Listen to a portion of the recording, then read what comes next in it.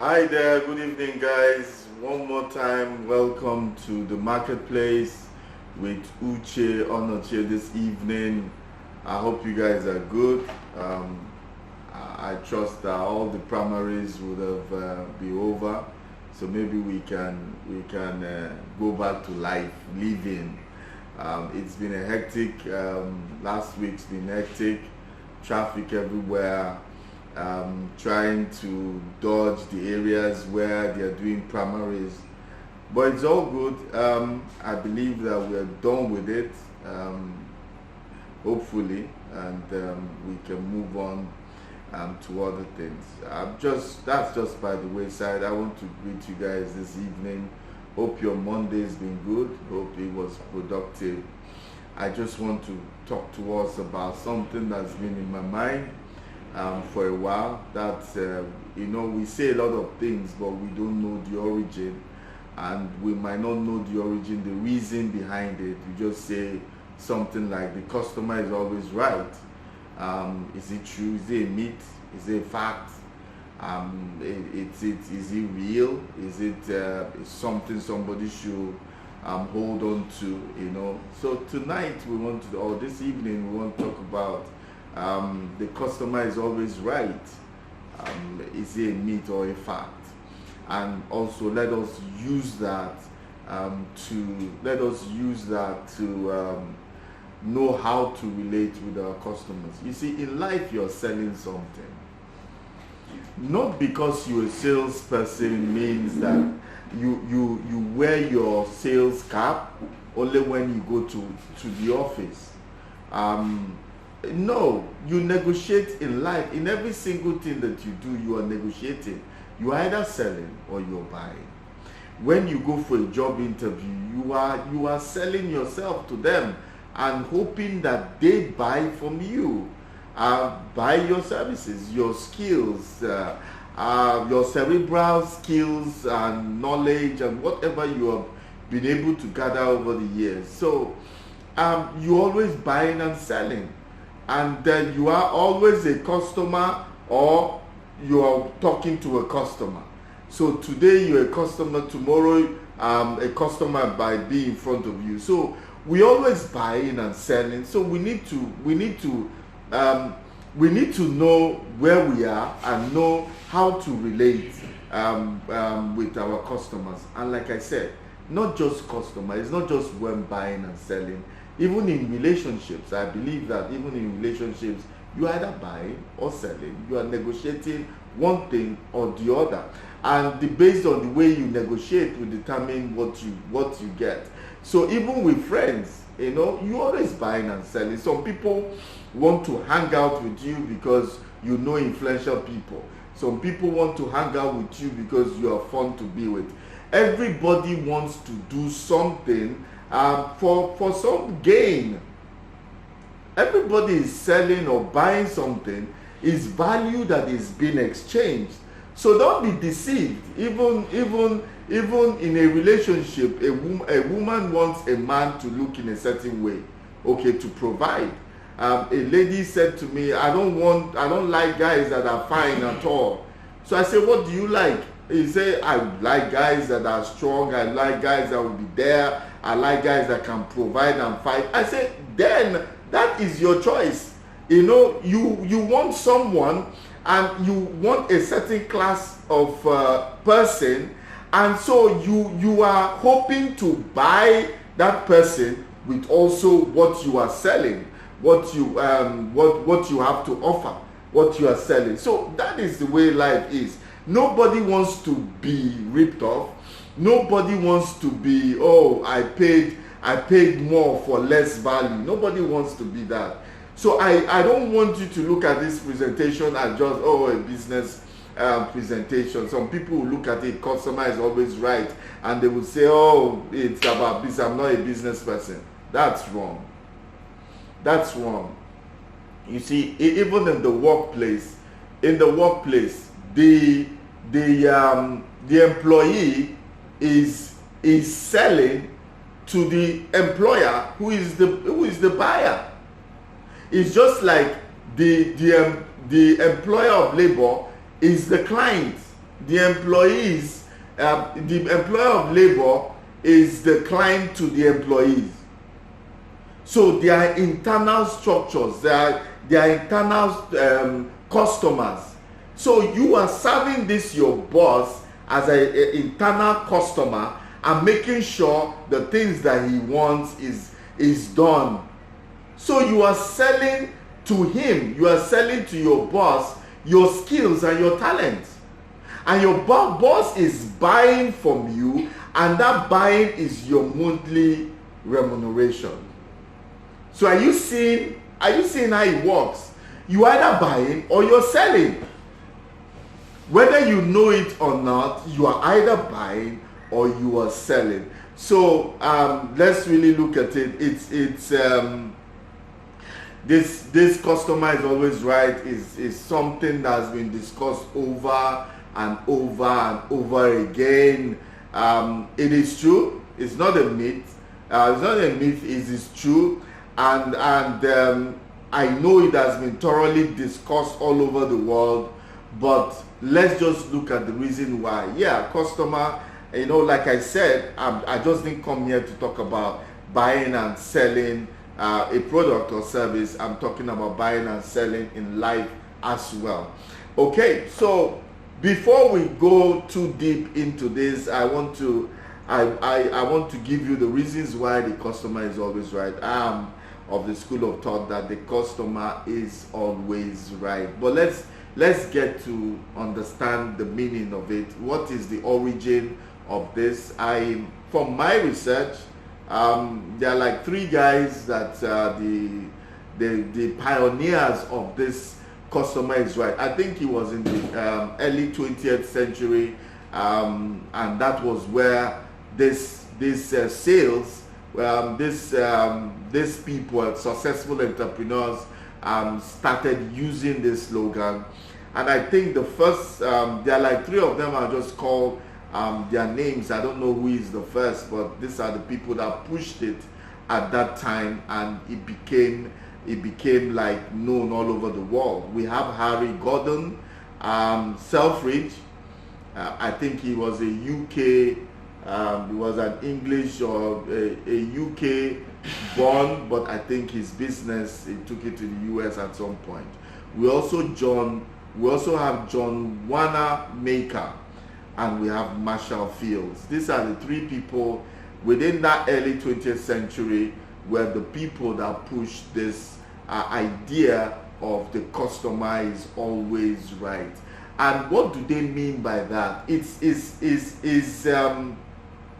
They learned early, these guys, they learned early that their business success depends on the satisfaction of their customers.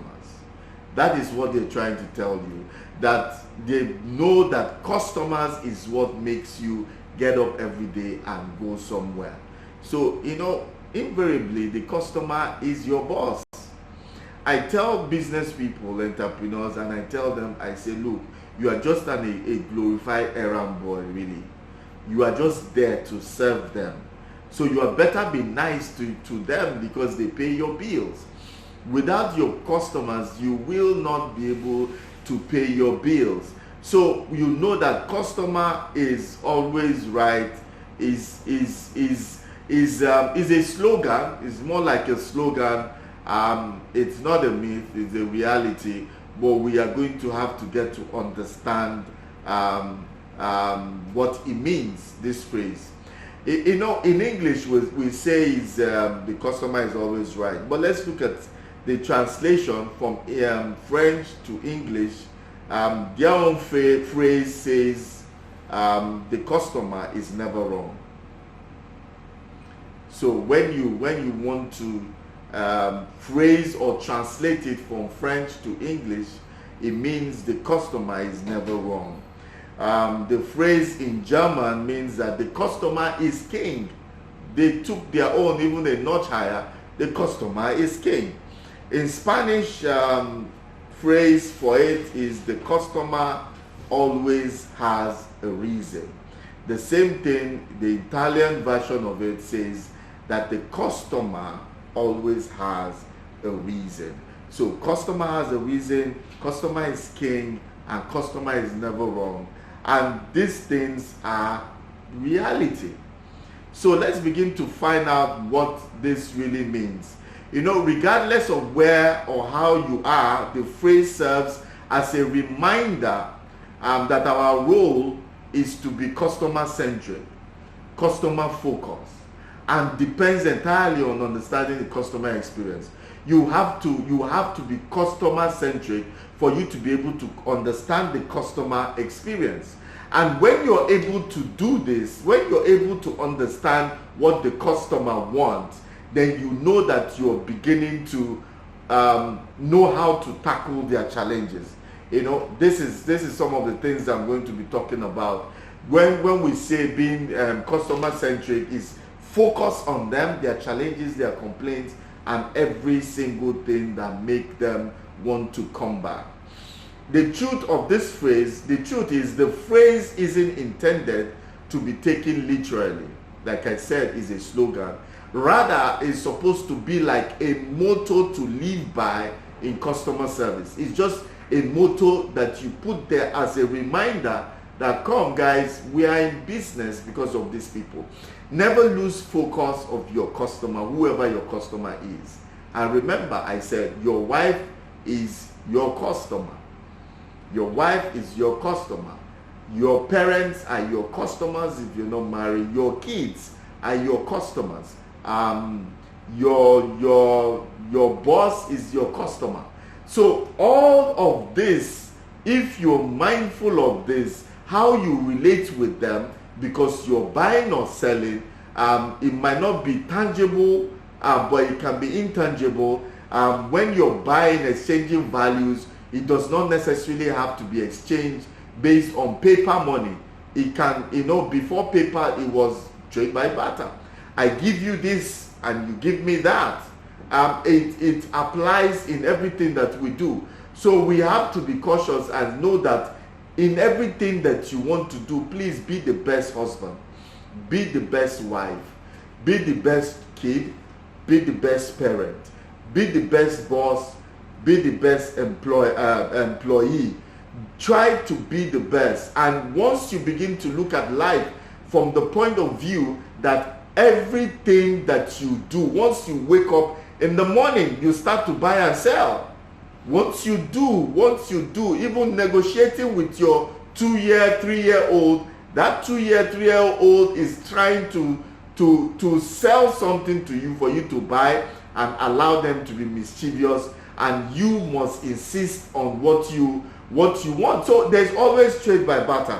Look at life. Life is one big market. That's what I think. Life is just one big market where we are buying and selling. It's just that the players differ. So like I said, customer is always right is not a myth. Is a reality. Is not a myth. Is a fact. And like I said, also is a motto that we live by. While we are delighting our customers should be our top priority, we should also decide whether our customers are worth the extra effort. What do I mean that the customers are worth the extra effort? Any customer that is not worth that extra effort might not be king to you. That might not always be right. Let me give an example. Can an ideal customer be someone that makes your employees miserable? Because now we get to that point where we need to ask ourselves this hard question. Customer is always right, but can an abusive customer, a customer that doesn't pay, a customer that doesn't regard anything, a customer that comes and gives hell to your employees and they are complaining, what would you rather have? Your key employees leaving because of one customer, because he's a good paying customer, or let that customer go so you can retain talent and so that you can move forward? So you see that there are certain areas, although that they are very few and very rare, but if a customer, a particular customer, is now sowing discord within your system, then it has to be addressed. So now you have a customer that is causing rivalry and causing all manner of things internally in your organization. Is that customer always right? I don't think so.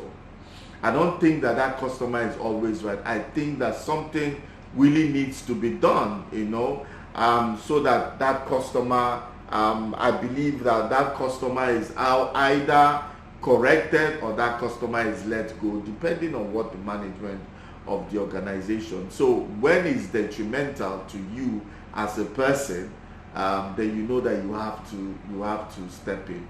It's just like a nanny that is left. You leave a nanny with a child, with a 1-year-old, and the 1-year-old is the boss because you're not the parent of that child. So you are there to watch over the child, and so the child is always right within the confines of parenting, within the confines of the law that the parents kept. So another example is that, so now that child is always right. You are supposed to pamper that child, make them play, have fun. But does it mean that if there's a knife, that child wants to hold a knife at 1-year-old, are you going to say because he's the customer is king, are you now going to allow a 1-year-old to handle a knife? That's what I'm saying. In those times, that definitely you need to wade in and see how you can, make amends. Okay, so definitely, so there are rare occasions when applied correctly that there are various benefits that you can derive when you use those slogans. I want to give you like 5 reasons why the customer is always right that can help us. This is for business people, but I also try to apply it in our day-to-day life. Customer will make or break your business. Customers will make or break your business. The first reason why customer is always right is that they can make or break your business. For instance, customer complaints can hurt your business greatly. Customers complaining about your business can hurt you a lot. It can hurt your business. Then their complaints, their feedback and opinions are really invaluable. They are really invaluable for understanding your target market in which you are selling your product and service. So now, I remember I've given the story here before. I said I used to have a sales manager when I was in sales at one point, and that sales manager, 80% of what we do in a sales meeting is to troubleshoot, really, to troubleshoot and find out and ask ourselves the question, what if the customer doesn't like our product, doesn't like our service? When they say this, what do we respond? So all the likely questions, all the likely complaints, all the likely feedback and opinions out there, we have already discussed it in the meeting. And not just discussed it in the meeting, we have a response to it. So at first we were complaining and we're calling that our manager we say he's a very pessimistic guy. How can somebody just sit down and be thinking negative things? How can he just be thinking of negative things? But you see, he was right. Because now we had a new product we were pushing. And so we had to do all the troubleshooting. So when customers begin to have an issue or call in and to get our opinion or give their feedback, we already have a response to it. And because of that, we retained, at the end of the year, we retained close to 75% of the people of our clients. we retain 75. That's a huge margin in sales because there are other competitors. It's because of the feedback, the opinions were handled. And you see that if you don't respond to customer complaint on time, it can hurt your business. If you don't, you know what will happen? Your competitors will. And it means that you're giving your competitors opportunity to come after you. This is what I mean. Do you know that when people come to me and say, how do I penetrate the market? The easiest way for you to be able to penetrate the market is to do what?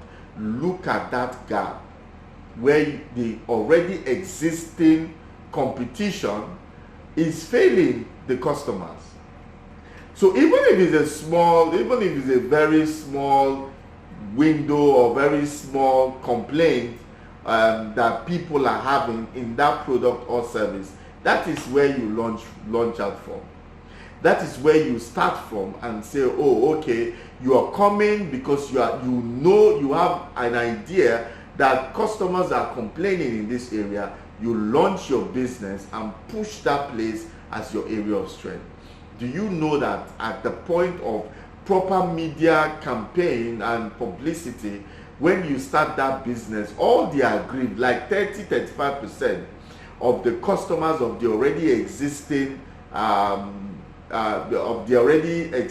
product or market rather will come to you.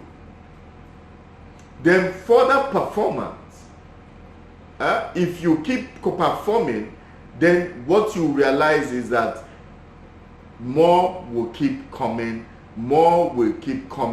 to you.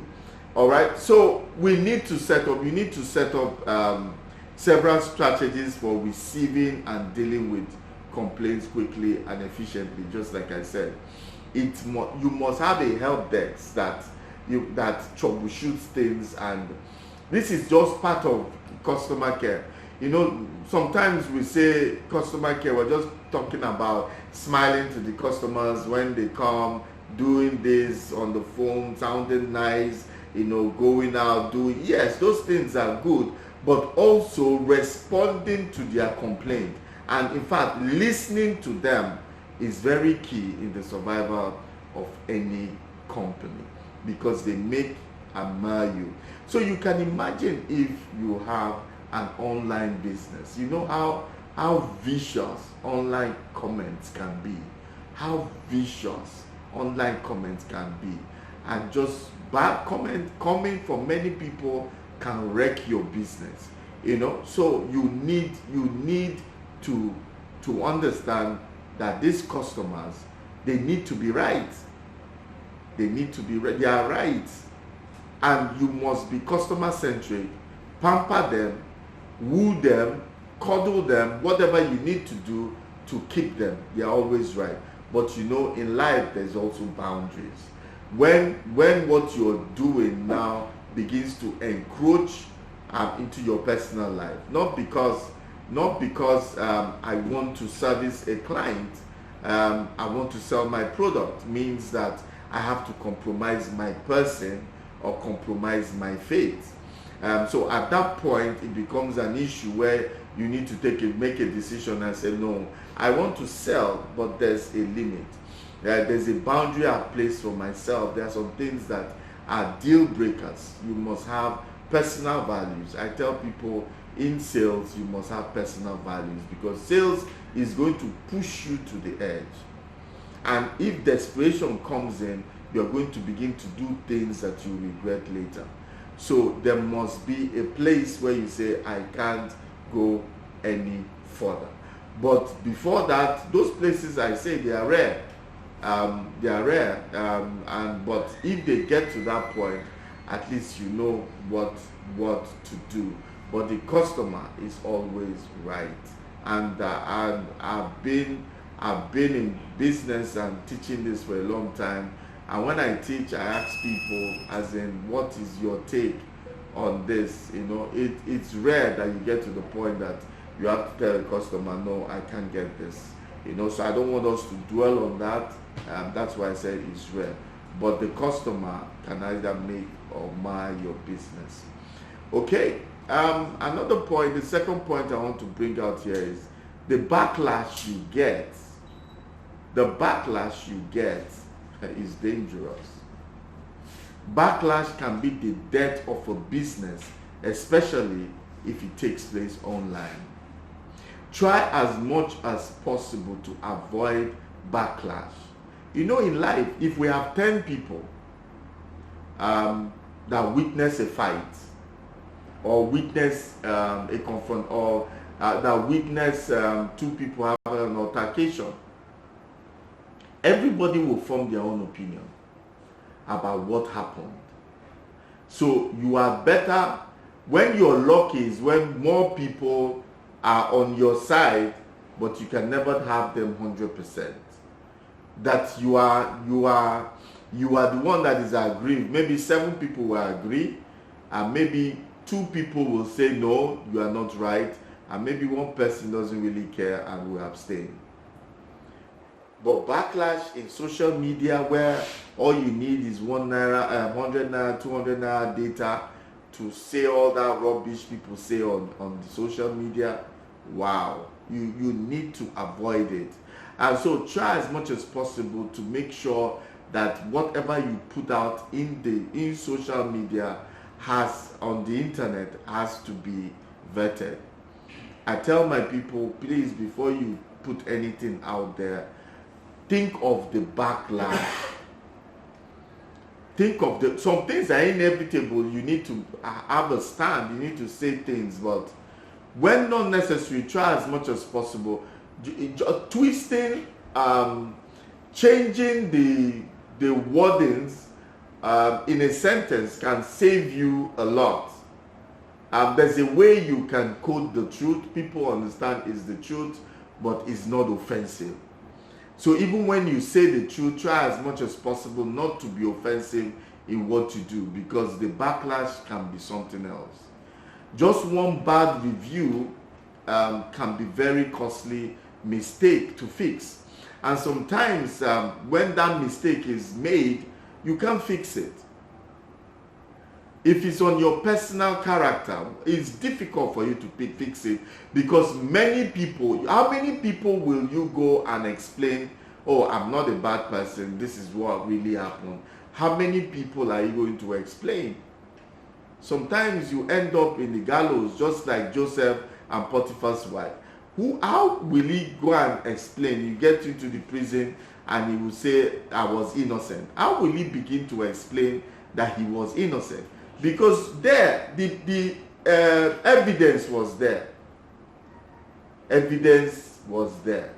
You know how lawyers they call it?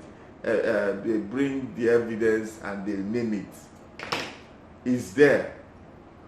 His clothes was there. So how will he deny?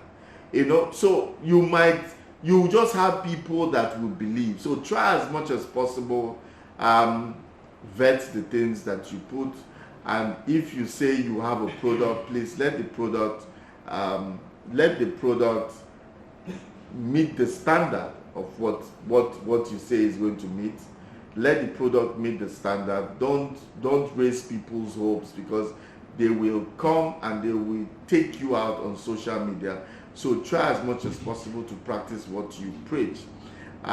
So keep your customers happy, because competitors are also around.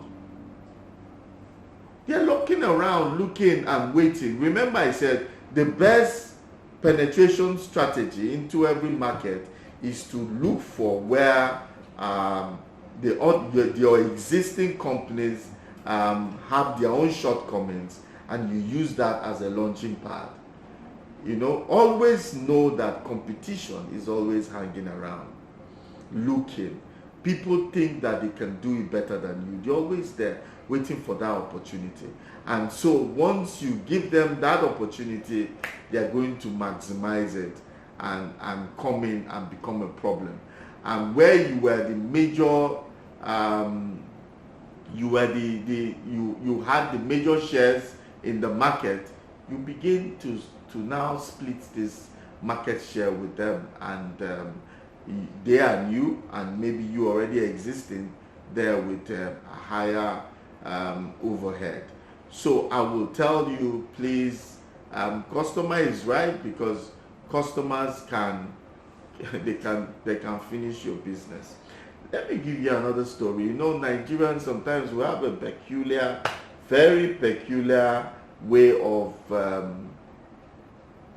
behaving, especially with restaurants, small restaurants. We call them buka, we call them all manner of things, but we have restaurants for different classes of people. Even some of the big restaurants, when they start out, they're very nice. The staff wear good uniforms, starch, they laugh at, they do all those things. But 3 months down the line, they have the customers, and before you know it, the people are coming all over the place. 6 months, and you see that the customers begin to feel that, yeah, what is it? We already have the market, and they begin to be nasty a bit. And people that will be telling you, sorry, please, I'll be with you. We say, my friend, wait. If you don't want to wait, you can go, because they are looking at the crowd outside.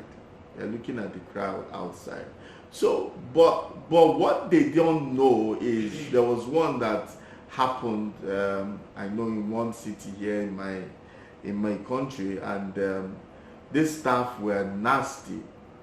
It has happened to my wife before, and she went to an eatery, fast food, and they were very nasty to her. And the owner of the business, no, not the owner of the business, I think the guy in charge, the sales director, they went to LBS together, and she just finished from LBS, and she was with the boss, their boss in same school. So she called him and said, this is what happened to me in your fast food joint, and the guy was livid. Calls were coming. Do you know that that branch of that particular outlet, they were calling my wife, apologizing, dashing her, and they're bringing pizza, bringing food, and say sorry, all of them. I said, so does it take this? Does it have to take knowing someone, which is quite ridiculous of what we see here, and I find it very difficult to understand why it must take someone like that before people do the right thing. But that's the system. So you can imagine if she had gone online and said something, and she has followers also, and her followers will begin to comment about it, and it will get to a point that it begins to affect the business. Yes. Let me go back to the story I wanted to give. This lady was insulted in an outlet, a food outlet. She was insulted. So now she's an interior decor, and so she does interior works for influential people in her city. So for both ministers' wives and commissioners' wives, and she does that, the interior decor for them. So she knows influential women, and so she was going to work in the house of a commissioner, one of the commissioners in her state, and she was very upset, and the woman was asking her, so what happened? And by the time she gave her reasons, the person that was with this woman was a blogger, and she put it out there, and people started talking, and she made sure that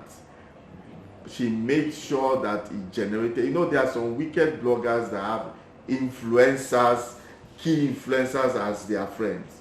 And by the time she started, then this woman also is influential in the state, and they begin to talk as wives of influential men. That thing closed up in the next 2 months. They went back, Their headquarters was not in that state, but they had to go back. They had to fold up and they had to leave because of backlash. And now, if it was before, when there was no internet, it might take a longer time. But now that there is internet, they can finish you up there. So you have to make sure that your customers are always happy. Then another important point why the customer is always right is that happy customers have a way of multiplying. Happiness is contagious. So providing excellent customer service and always focusing on the fact that customer is always right will help you to multiply your customers. Happy customers, happy profits. I'm telling you, happy customers, you too, you are happy going to the bank. You are happy depositing. So it is contagious that someone is happy and you why are you so happy? I'm just coming from this place, so these guys are good. I never thought that I can get this kind of offer. Seriously, I'm going there tomorrow. And it's contagious, and that person comes again and has that same feeling, and they say, look, what is happening here? What it does is that your customer base will begin to grow organically and begin to have loyal customers who now become friends, who now, the customer base will begin to increase.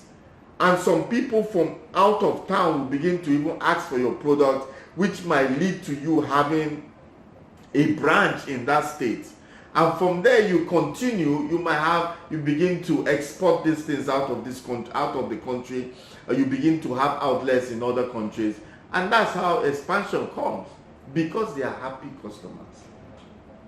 So it's not a myth, it's actually a reality, and in fact, that this customer being right can multiply customers for you. Exactly the same thing. Everybody wants to be around happy people. Everybody, and once people are happy, it is contagious. Well, another reason why we need to have the customer is always right is a fact, is that the benchmark is a benchmark for customer service excellence. Is a benchmark. The customer service experience that you provide is responsible for either customer loyalty or loss. It's a benchmark for excellence. So you must be able to continue to woo your customers, continue to be in the life of your customers, continue to be in the life of whoever, continue to put in your best, So not because you've married her doesn't mean you don't have to take out for date night from time to time. It might cost you a lot of sleepless nights, so you are better do what is right. It's also customer service. Making out time for your kids is also customer service. Going the extra length and the extra mile for your boss is also customer service. So it's not about product alone. It's not about customer, company to a customer, or company to a client. It has to be seen in every area of your life. Look at anybody you have to deal with as a customer and try to be the best that you can be for them, and try to put out, because once you have a happy customers and they have an experience of you, of your product or service, of you, and they will definitely come back. I try as much as possible, to the best of my ability, to make sure when I relate with you as a person, I want you to leave with an impression. I want you to leave with an impression that I would like for you to have about me. I'd like you to live with an experience of the kind of person that I am. I don't want ambiguity. I want you to know exactly the kind of person I am, and what I can give and what I cannot give, and what I can do, what I cannot do. It's very important that you understand me, who I am, and what I can do, and the terms of which I can do it, whoever I'm dealing with, so that I don't have to struggle to be who I am not. So I want you to have that customer experience. And once customers have that experience, it can lead to loyalty. That is reorder, replacement, or it can lead to customer loss. So it now depends on you. But give them that experience that will make them come back. Okay, finally, my last point is that obviously, customer is always right when you're customer centric, customer focused. It will lead to new avenues. It will open up new avenues for you. You know, because we heard, you've heard me talk about feedback. You must get feedback from your customers. You must listen to their opinion and try to see exactly where they are coming from. And see exactly what their complaints are. Once you know that, it is now for you now be able to identify the customer's pain, their point of view, and once you can sort that out, you can acquire new customers. Once you can keep the old ones, keep them happy, and you keep them happy because you are solving their problems, responding to them in the way they want. I tell you, any new customer that comes and see the customer base that you have, and these are the referrals you'll be talking about. These are things that you are going to be telling the customer. We have 2,000 customers here, and they're happy that you can even come to our customer network. You can put them in a WhatsApp group of customer network. Let them ask and let them get a feel of what you're doing out there. You will acquire new customers, and new customers mean new revenue, increase in profit, and increase. So the thing is, you are taking care of the customers you have, and because you know how to take care of them, new ones come. You will not lose it. In that sales where I used to work, we used to calculate our target for the year is not revenue. Our target was how many customers we were able to retain. That was the sales target. We're not talking about figures. Because if you can retain customers, that figure is high. If you can retain your customers and bring in new customers, then you don't need to bother about the figures. The figures will be rising on its own. So 2 things I learned in sales: make sure that you don't lose customers. That's one. And make sure you get 10 new customers every day. You know, there where I was working, if they ask you how many customers do you have, you say you are selling to 20, and how many did you get from last year? How many did you have as of last year? You say 20, and this year, how many do you have? You say 20. You could be sacked on the spot. There was a guy that was sacked on the spot, and he didn't understand. He said, I have 20 customers. I had them last year, I have them. And the management was like, you must have at least 10 customers every week, or every month. There must be 10 customers. For it can be weekly, it can be monthly. Why? Because you see, those 20 customers, you can lose them in a twinkle of an eye. Customers can move, but that revenue, that bottom line should not be affected, because as customers go, customers will come, because that is the lifeline of the business, the inflow of funds coming in. So you must always source for funds, and the way to source for funds is to keep the customers you have, keep them well. And like I said, happiness is contagious.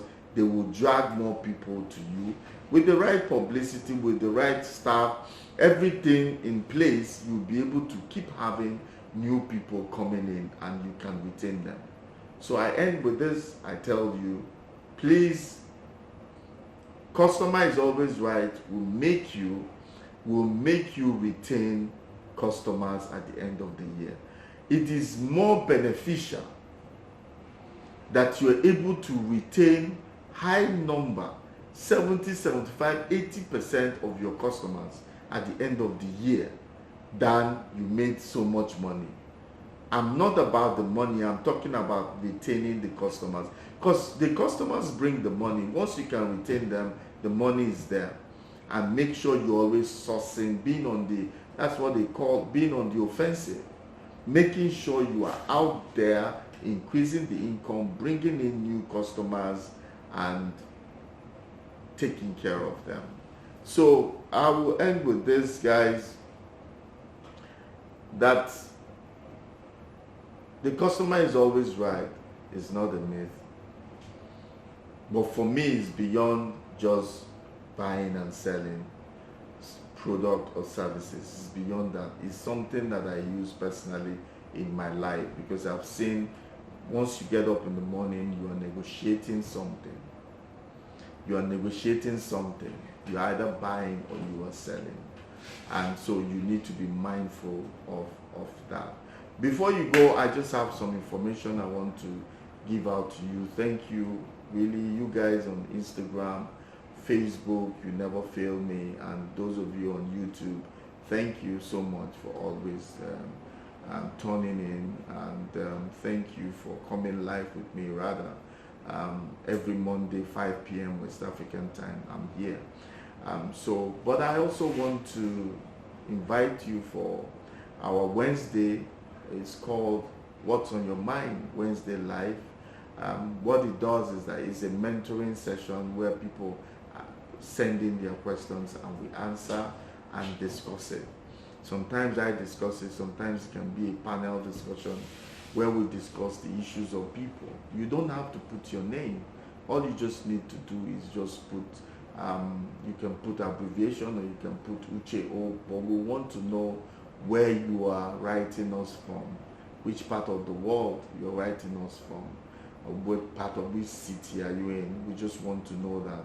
Then you can just put anything that you want to put there so that we can answer your questions. It makes it even much better for me that I'm talking to someone that I don't know. The feedback are from people that I don't know. If someone's life has been spared, someone on the point of committing suicide changed just because they had me talk about depression. Businesses have turned around. A lot of relationships have bounced back because of little tips that we give to people here that can help them. So please make it a date on a Wednesday by 5 p.m. West African time. We are here to answer your questions. How do you send in the questions? Just put it out in my DM and I will receive it. You can put it out in Uche Onochie, any of my social media handles on Uche Onochie. You can put it out there. My people will get out the questions and I will answer it. You can also put it on Marketplace Apostle, and you can also put it on Make in Nigeria. These are three of our major brands here, at Marketplace Apostle. Then I want to use this to also let you guys know that Make in Nigeria this year is going to be live. It's going to be an on-site event. It's not going to be virtual. And so please gear yourself, gear up for it. It's going to be awesome. We're coming back after 2 years of doing it virtual, but we're coming back. It's on the 22nd to 27th of September this year. So our flyers and promo will go out soon. More information will go out, keep coming out concerning Make in Nigeria. I hope to see you there. It's the largest gathering of business people, government, business enthusiasts, SMEs, startups, retirees. It's the largest gathering in South and Southeast of Nigeria. So it's a huge thing. I hope you can be part of it. I want you to be part of it. So make it a date. We'll continue. Just like our page, like any of the page where you are right now, and so you can get notification when we come live. Thank you guys for always coming. I want to say thank you, and I'll see you on Wednesday by 5 p.m. God bless.